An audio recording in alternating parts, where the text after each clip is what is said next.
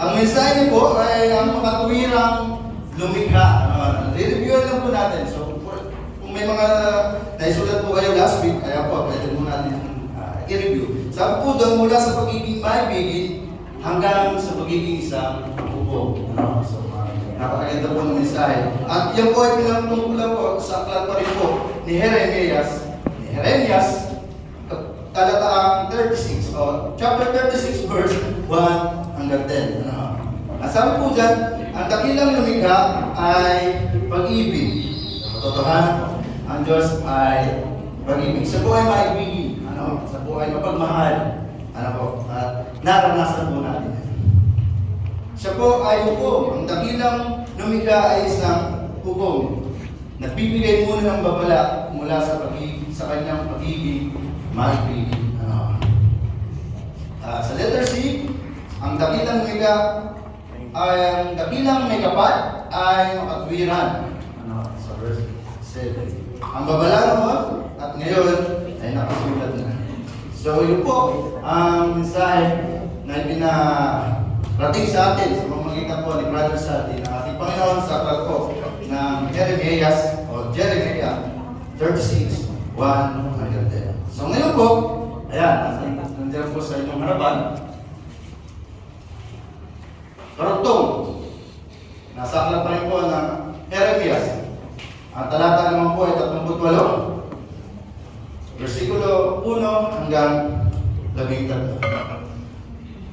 Basahin po natin para po natin. Kung meron po kayong mga dalang Bible, mas maganda po.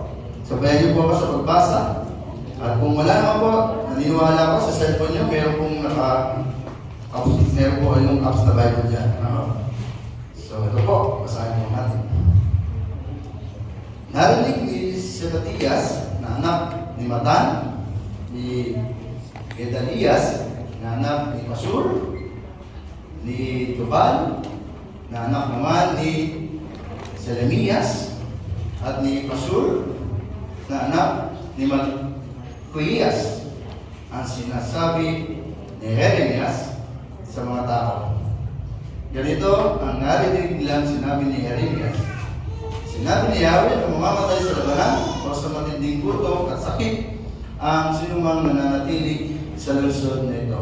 Ngunit ang lalabas at susuko sa mga taga-Babylonia ay hindi mamamatay, bagkus ay maliligtas. Ganito ang sabi ni Yahweh, ang lungsod na ito ay pababayaan kung masakop ng mga taga-Babylonia. Kaya sinabi ng mga pinuno, mahal na hari, dapat ipapatay ang tanging ito. Sa kasasalita niya ay natatakot tuloy ang mga kawal, pati ang mga mamamayan. Hindi makakatulong sa bayan ang taong iyan. Nais pa niyang mapahamak tayong lahat. Kaya sinabi ni Haring Sedekias, kung gayon gawin ninyo sa kanya ang nais ninyo, hindi ko kayo mapipigil. Dinigit nila si Jeremias at inuhulog sa balon ni Malkias, ang anak ng hari na nasa himpilan ng mga bantay. Hindi tubig kundi putik ang laman ng balon, kaya lumubog siya sa putik. Ang pangyayari pinabalitaan ni Ebed-Melech, isang Ethiopian naglilingkod sa palasyo ng hari. Ang hari naman ay kasalukuyang nasa may pintuan ng Benjamin. Pinuntahan ni Ebed-Melech ang hari at sabi, mahal na hari, masama ang ginawa ng mga pinuno. Pinuhulog nila sa balon si Jeremias. Maaaring mamatay siya sa gutom sapagkat wala ng pagkain sa lungsod. Inutusan ng hari si Ebed-Melech na magsama ng 3 lalaki at pagtulong-tulungan nilang ihawon sa balon si Jeremias bago ito mamatay. Isinama ni Ebed-Melech ang mga lalaki, kumuha sila ng mga lumang damit sa taguan at inuhulog kay Jeremias sa pamamagitan ng lubig. Sinabi ni Ebed-Melech kay Jeremias, isapin din po ninyo sa inyong kilikili ang mga lumang damit para hindi kayo masaktan ng lubig. Sumunod naman si Jeremias at hinila nila siya pa itaas hanggang sa maihahon. Pagkatapos ay iniwan nila si Jeremias sa himpilan ng mga kawal. Hihingan ako. Rinig na rinig yung aking paghinga. So, puri po ang ating Panginoon sa pagkakabasa ng kanyang talata. So, ang pinamagitan po yan ay magpakatapang na sumunod sa Diyos. So, pag-usapan po muna natin si Jeremias. So, si Jeremias po ay tinawag bilang isang propeta. Yan po ay pababasa po natin sa chapter 1, verse 5. Bago ko pa ipinaglihim at ipinanganak, ay pinili na kita upang maging propeta sa lahat ng bansa. So meron po talagang malaking papel si Jeremias. Hindi pa lang sa pinaglilihim. So, ibig sabihin, hindi pa po siya nabubuo. Meron ng purpose ang buhay niya. Tinawag po siya bilang propeta. At siyempre, tinawag po siya bilang magbabala o isang tagapahayag na babala. Binabala, sa po dyan, ganito ang narinig nilang sinabi ni Jeremias. Sinabi ni Yahweh na mamamatay sa labanan o sa matinding gutom ang sakit, at sakit ang sino mang mananatili sa lungsod na ito. Ngunit ang lalabas at susuko sa mga taga-Babylonia ay hindi mamamatay, bagkus ay maliligtas. Ganito ang sabi ni Yahweh, ang lungsod na ito ay pababayaan kong masako ng mga taga-Babylonia. Binabalaan niya ang bayan ng Diyos tungkol sa kapahamakan na darating. Dahil sa mga pagsamba nila, sa mga Diyos-Diyosan at sa iba pang mga kasalanan. So, kaya pala, may purpose si Jeremias dahil ang bansang Huda ay naando na sa buhay na kasalanan. Sumasamba na sila sa kung sino-sino. Kinalimutan na nila si Yahweh. Kinalimutan na nila ang ating Panginoong Diyos. Kaya kung si Jeremias ay nabuhay para magbigay babala sa lungsod ng Huda. Gusto ng Lord na masakop ang bansang Huda sa mga taga-Babylonia. At yan ay babala sa tulad ni Sedekiyas o ni Haring Sedekiyas at mga pinuno. Sapagkat sila ay hindi naging matapang sa pagsunod sa Diyos, bagkus sila ay naging duwag. Sabi po sa Pahayag chapter 21 verse 8, subalit para naman sa mga duwag, mga taksin, mga gumagawa ng mga kasuklam-suklam na bagay, mga mamamatay tao, mga nakikiapi, mga mangkukulam, mga sumasambat sa Diyos-Diyosan, at sa lahat ng mga sinungaling, ang magiging bahagi nila ay sa lawa na nagliliyab na apoy at asupre. Ito ang pangalawang kamatayan. Yan na po halos ang ginagawa ng bansang Huda noong panahon po ni Haring Sedekiyas. Kaya po pinadala ang propeta Jeremias para po magbabala. Mapapahamak ang mga duwag. Yan po ang nangyari kay Sedekiyas. Naduwag po si Sedekiyas na harapin ang katotohanan na mayroon tayong Panginoong Diyos. Natuwag po ang mga pinuno na ituro ang katotohanan na nakasulat na kanilang natagpuan. At ang mga duwag ay mapapahamak.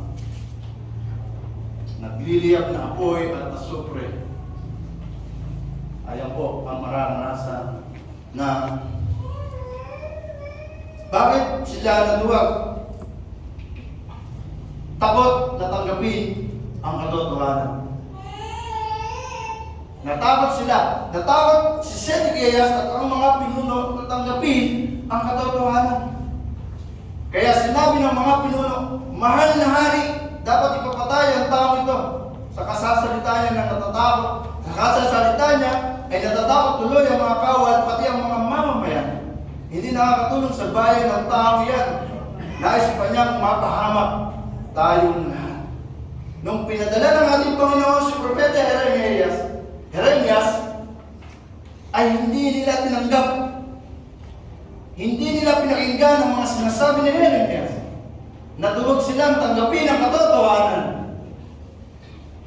Ang nais pa nga nila ay papatay si Jeremias.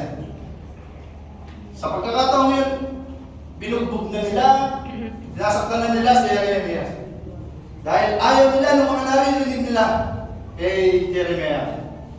Ano ba magandang salita? Ang dami ko nang bakit-bakit na Jeremias. Jeremias. Ayun. Ayaw nilang tanggapin. Ayaw nilang pakinggan. Takot na takot silang tanggapin ang mga sinasabi ni Jeremias. Naduwag silang harapin ang katotohanan. Ang iniisip nila, yung mga sinasabi ni Jeremias ay una, pananakot. Ikaw ba naman, sabi, mamatay sa gutom, sa labanan, kakasakit ang mga tao. Diba? Anong iisipin ng tao? Pananakot. Kapahamakan. At hindi makakatulong sa bayan. Diba? Kung halimbawa nga natin kung sa isang bayan, kapag kumalaban ka sa mga namumuno, eh siguradong ganito ang iisipin nila.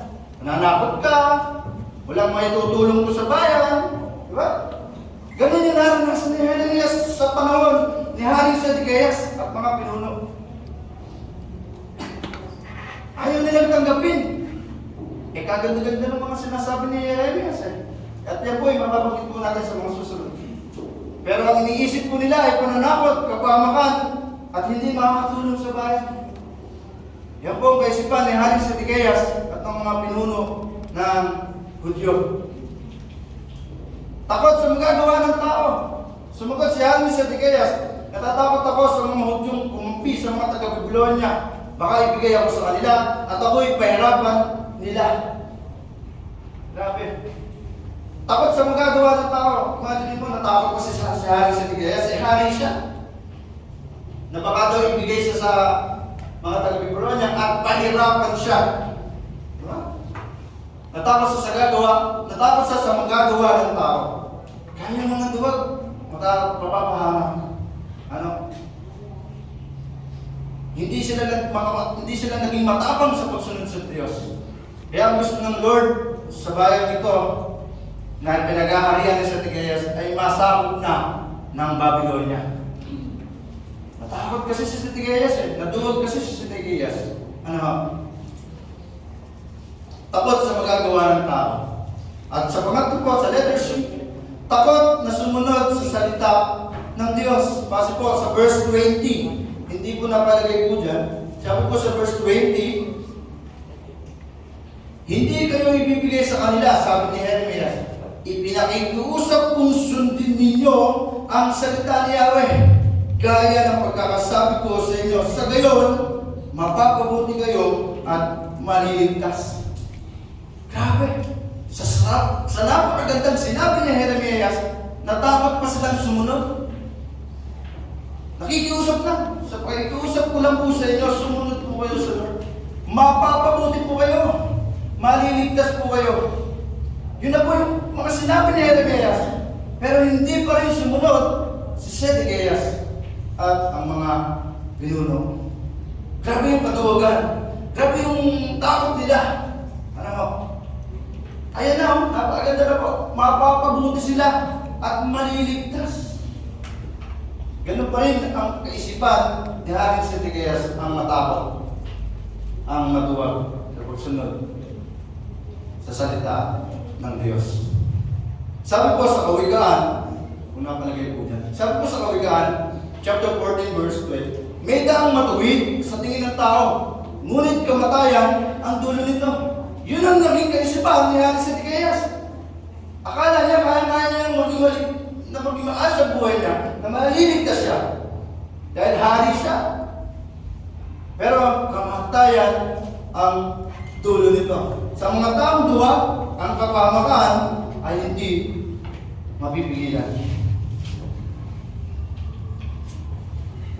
Kung babasahin niyo po ang chapter 39 ng Jeremias at ng talata 1 hanggang 10, diyan po mapabasa niyo po yung nangyari po sa bayang Jerusalem. Di po ako galit. Okay na po kayo? Medyo parang seryoso yata tayo. Nakakasabay po, nakakasabay. Sa mga sinusulat po, ano? Medyo seryoso yata. Parang hindi yata kayo sanay sa akin ng ganito, ano?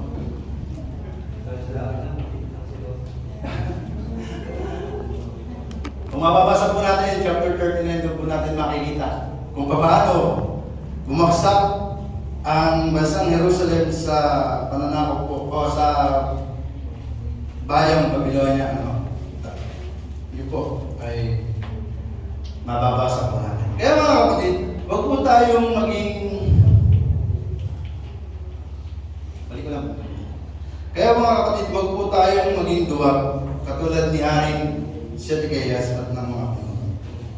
Sapagkat ang sabi po ay mapapahamak ang mga duwag. So, kung literal po, kung ako po kasi, sa totoo lang po, ayan, saksi po ang aking ama, ang aking tatay. Ako po napakahina po ng loob ko. Ako po ay, kung ano po, ay napakabilis kabahan, napakabilis matakot, napakabilis kahit po ganito po yung katawan ko, ako po ay napakahina po ng loob. Pero, nilalakasan ko lang po yung loob ko at nagpapatak na. Kailangan mo pinatapak po. Umarap sa buhay na bilang isang ama, isang may pamilya. Ayun, sa totoo lang po, akala ko nga po, hindi po ako magkakaroon ng asawa at anak o ng isang pamilya. Kasi namakain lang ako ng loob ko. Na para bagang hindi ko kakayanin. Lagi iniisip ko ay hindi ko kaya. Wala po akong sapat na kaalaman. Yun po yung lagi kong nararamdaman sa mga nangyayari sa buhay ko. Pero puri ng Panginoon, may Panginoon po sa buhay na nagbibigay ng kalakasan, na lakas ng loob. Bakit? Lagi kong yun, pero puri po ang ating Panginoon. So huwag po tayong magpakatulad kaya rin sa Sedekias, at mga pinuno. Kasi kung gusto po natin mapahamak, ito po, pinapauna po sa atin, huwag po tayong maging duwag. Kung gusto po natin mapahamak, gayahin po natin sila. Ang pinapaunawa lang po sa atin, sa oras pong ito, na huwag po tayong matakot na sumunod sa Diyos. Magpakatapang po tayong sumunod sa salita ng Diyos. Bakit hindi natin gayahin si Propeta Jeremias at si Ebed-Melech? Meron po silang malakas na loob. Meron po silang malakas na pananalig o pananampalataya sa ating Panginoon. Si Jeremias at si Ebed-Melech tinanggap ang katotohanan upang magpahayag, upang ipahayag ang mga gustong ipasabi ng ating Panginoon sa bayan ng Huda. Ganito ang narinig ng sinasabi ni Jeremias. Muli ko pong babasahin ang chapter 30, verse 2 and 3. Sinabi ni Yahweh na mamamatay sa labanan o sa matinding gutom at sakit ang sinumang mananatili sa lungsod na ito. Ngunit lalabas at susuko sa mga taga-Babylonia ay hindi mamamatay, bagkus ay maliligtas. Ang ganito ang sabi ni Yahweh, ang lungsod na ito ay pababayaan kung masako ng mga taga-Babylonia. Tinanggap ni Jeremias at ni Ebed-Melech ang katotohanan. Sa kabila ng pagbubugbog, kinulong, alam niyo po sa panahon ngayon, kapag kinulong po ang isang tao, may kasama na pong bugbog. Automatic, ano na yun, package na. Nakatali ka na, bugbog sarado, bago kayo kulong. Pero ngayon, sa panahon natin, meron ng pwede nang ipaglaban yun Nandiyan na yung pinulong, halos patayin. Ganun po ang naranasan ni Jeremias. At ito pa po itinapon sa balon. Imagine mo ako. Sino na po nakakita ng meron pa po ba dito balon sa nahi? Yung balon talaga. Meron. Ano ba yung itsura ng balon? Di ba napaka? Lalim, ano? Ewan ko, buhay pa ba yung balon doon pa sa San Agustin? Meron po kami sa bayan ng lola ko, sa Sambales. Meron po yung balon eh. Kaya lang maliit lang po siya. Pero parang wala na po yata yan, hindi na yata na ano. Pero kung karaniwan po, ang balon, eh napakalalim. Kasi po yun po yung dating pinangkukuhanan ng tubig. Ano? Meron pa yatang dimbayon na may tubig na sumasalap ng tubig. Yun po yung purpose ng balon. Pero nung panahon ni Jeremias, kung saan sa itinapon, ito po yung putik na lang. Ito yung putik na lang, putik. Ang laman ng balon. So, ibig sabihin, hindi na tubig. Imagine mo, kung kayo po, hanggang doon sa ilalim ng balon, ano po kaya ang mararanasan natin? Napakadilim. Yung liwanag lang na makikita mo, yung pinakaibabaw ng balon. Parang, ako, iniisip ko eh. Tapos, nasa putikan ka. Di ba? Ang lakit. Ang bigat, sigurado yun. Diba? Ang hirap kumilos.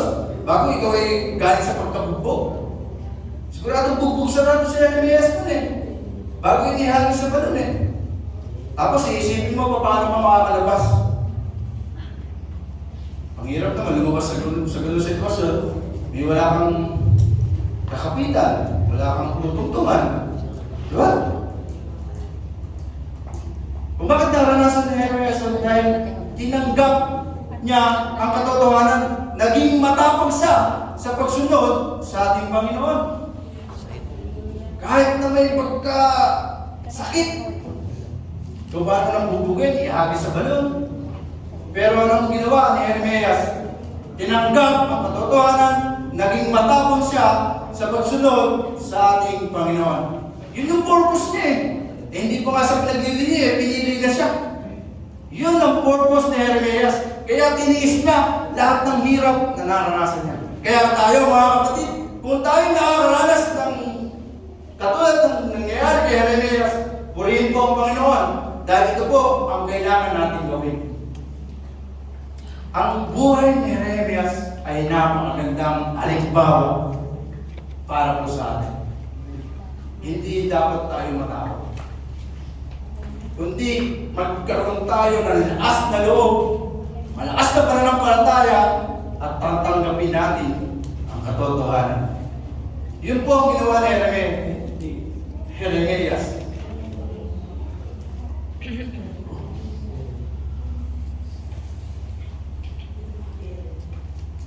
Tungkol naman po kay Ebed-Melech, suportahan anuman ang sitwasyon.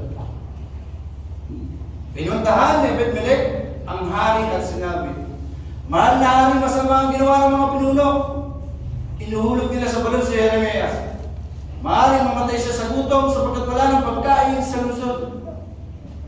Imagine mo, si Ebed-Melech po ay agad-agad pumunta sa hari. Basahin po, para po. Ang pangyayari ito ay nabalitaan ni Ebed-Melech, isang Ethiopiang naglilingkod sa palasyo ng hari. Ang tatlo, naglilingkod lang siya sa hari. Pero anong ginawa niya?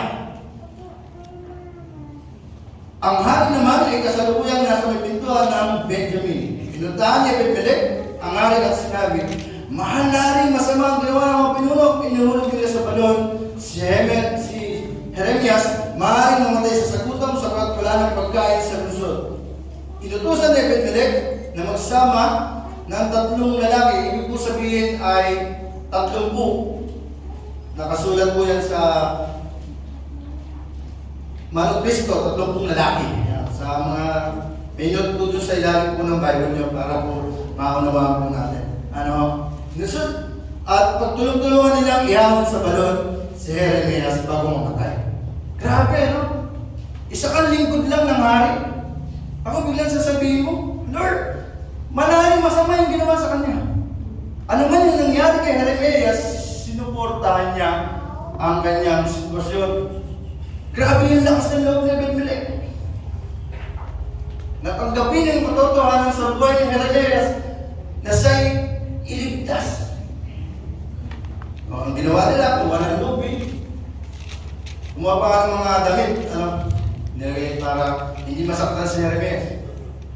Sinabi pa ni Ebed-Melech, ilagay niyo po sa inyong kilikili yung po mga damit para po hindi po kayo masaktan ng lubid. Grabe yung galing ni Ebed-Melech. Grabe yung lakas ng loob ni Ebed-Melech. Na kahit na isang lingkod, pwede pala na gamitin ng Lord o ikaw ay magiging malakas ng loob at tatanggapin ang katotohanan. Yan ang dapat gayahin. Yan ang dapat tularan. Ang buhay ni Jeremias at ang buhay ni Ebed-Melech. Walang pinipili kahit lingkod ka. Kahit propeta ka.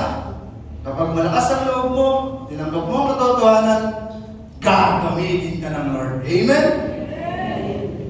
Yun ang buhay ni Jeremias at ni Ebed-Melech.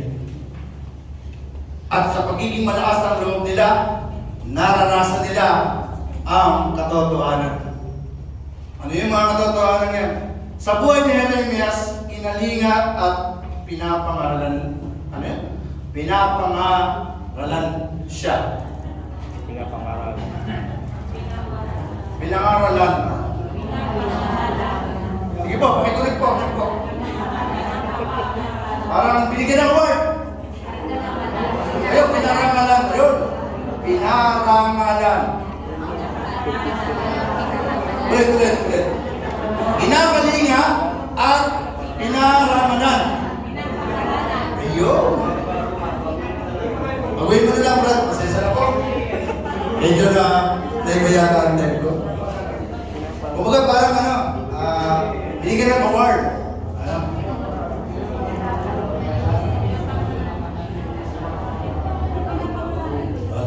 Sige po. Yan. Pasensya na po kayo. Thank you po, Ate Hana. Si Ate Hana po yung Si Ate Hana po yung gumawa po ng PowerPoint ko. Kaya po napasin nyo maganda. Maayos na. Medyo walang mga check. Ano ha? So, ayan po. Mas maganda na ngayon.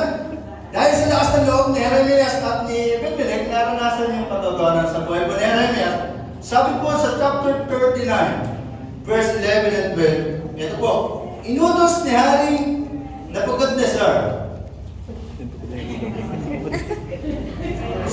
Ayun po, yung hari po ng Babylonia, si Nebuchadnezzar. Naalala ko tuloy nung Wednesday, sabi ni Kuya Charlie, paunahan, may award. Yung mga kapagbasa ng verse 1. Di ba nakakita niyo po? Nakakabulol. Yung mga pangalan na nababasa po natin. No? Ito po, sabi po doon sa 11, inutos ni Hari Nebuchadnezzar kay Nebuzaradan. Yan. Diba? Namimilig, hindi na ako ba na? Nebuchadnezzar kay Nebuzaradan. Okay.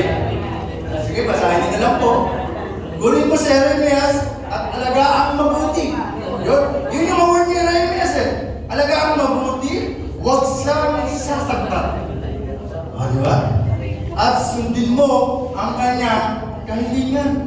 So yun yung naranasan. Dahil naranasan niya ang katotohanan, siya ay may natanggap na biyaya. Siya may gantimpala. Ano ang sabi dyan? Grabe yung si Haring, yung unang salita po, yan po yung hari ng Babylonia, Yung pangalan po, yung po yung niya, parang secretary. Si Nebuzaradan. Ang sabi doon, alagang mabuti. Huwag mo siyang sasaktan. Sundin ang kanyang kahilingan. Napakasarap ng buhay ni Jeremias. Diba? Ano man ang kanyang hilingin? Kung sa panahon natin, baka hilingin niya bigyan mo ako ng bahay, bigyan mo ako ng sasakyan, bigyan mo kami ng maraming pagkain. Wala nang gagawin si Jeremias. Sabi, hilingin daw sa hari ang kanyang kahilingan. Yun yung naranasan ngayon ni Jeremias. Na sa kabila ng pagiging matapang niya sa pagsunod sa Diyos, may gantimpala. May biyaya. Diba? Kaya tayo mga kapatid, kayain natin sa Jeremias para maranasan natin yung biyaya. Diba? Yun ang buhay ni Jeremias. May buhay naman si Ebed-Melech. Ebed-Melech naman. Iniligtas ang buhay sa tiyak na kapahamakan. Sabi din sa chapter 39. Kaya continuous niyo po yung basa sa Jeremias chapter 38 hanggang 39. Ikaw ay tiyak na ililigtas ko at hindi mapapatay ng mga kalaban. Mabubuhay ka sapagkat nananalig ka sa akin. Yun naman yung naging award ni Ebed-Melech sa ginawa niyang sakripisyo na iligtas si Jeremias doon sa balong tuyo. Ano? Ang ganda ko, ililigtas ko. Tarsi ko, nauwi ko. Sorry po, ililigtas ko at hindi mapapatay ng mga kalaban. Ang sarap sa pakiramdam. Ang sabi dyan, sapagkat si Ebed-Melech ay nanalig sa ating Panginoon. Yan ang masarap na halimbawa. Naranasan nila ang katotohanan. Kaya mga kapatid, maranasan nawa natin ang maligtas at guminhawa. Magpakatapang lang tayo sumunod sa salita ng Diyos. Magpakatapang na sumunod sa Diyos dahil mapapahamak ang mga duwa. Tulad ng mga pinuno ng mga Hudyo at ni Hari Sedekias. Ngunit ang malalakas ng loob na may pananalig sa Diyos tulad ni Ebed-Melech, ni Jeremias, at ganun din po si Baruch. Huwag po natin nakalimutan si Baruch. Kung napag-aralan po natin last week. Tulad nilang tatlo, matapang na sumunod sila sa pinag-uutos ng ating Panginoon. Na nagpapahayag ng katotohanan anuman ang harapin ng buhay. Anuman yung naranasan ni Jeremias o ng tatlong nabanggit, nagpatuloy silang magpahayag at ipahayag ang katotohanan na salita ng ating Panginoon. Kaya tayo mga kapatid, sa buhay natin ngayon, kung tayo man ay tinuturuan ngayon na tayo ay magpahayag ng salita ng Diyos, huwag po kayong magiging katulad ni Sedekias at ng mga pinuno. Huwag po kayong matatakot. Huwag po kayong magiging tuwag. Ang gusto ng Lord, matapang. Ang gusto ng Lord, katulad ni Jeremias at ni Ebed-Melech. Kahit po tayo itapon sa tuyong balon, kahit po tayo bubugin, mapalad po tayo. Yan po ang sabi po sa chapter 5 ng Mateo. Palad kayo, basahin ko po. Hindi ko po na ito pinalagay dyan.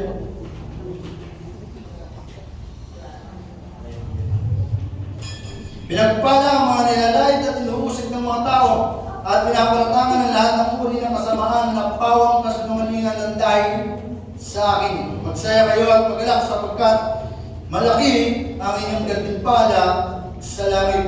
Alalahanin ninyong inuusig din ang mga propetang nauna sa inyo.